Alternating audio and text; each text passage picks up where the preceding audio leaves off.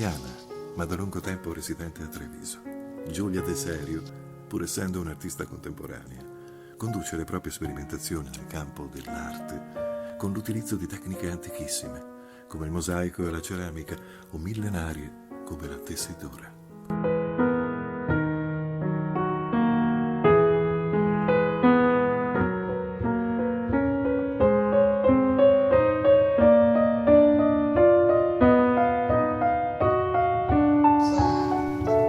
L'utilizzo geometrico dell'ordito con la trama, costruiti attraverso il procedere ripetitivo e meccanico del telaio, e la disposizione delle tessere musive sui piani o sulle superfici che delimitano i volumi, la portano a creare un linguaggio compositivo di assoluta astrazione.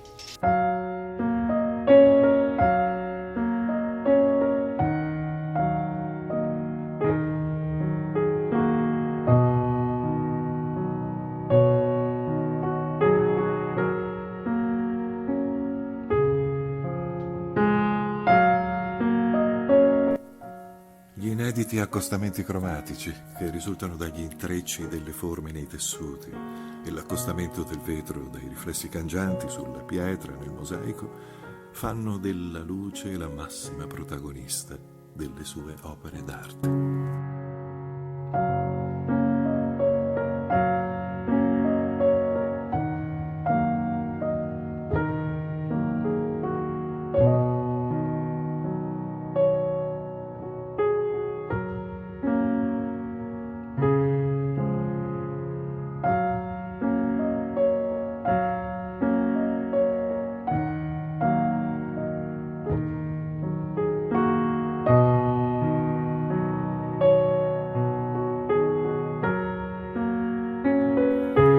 L'artista veneziana, con i suoi lunghi studi sulle tecniche compositive e l'accostamento di materiali così diversi, sia nella struttura e sia nell'impianto esecutivo, è consapevole di riprodurre nelle sue opere un'atmosfera totalmente magica, legata a una trasfigurazione lirico-poetica della realtà.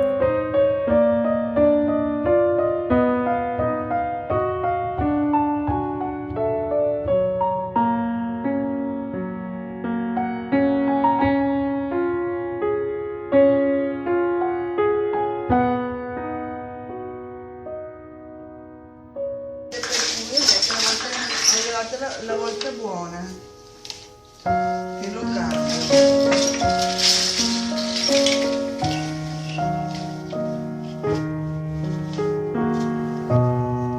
Con la bacchettina perché? Sono stelle diverse.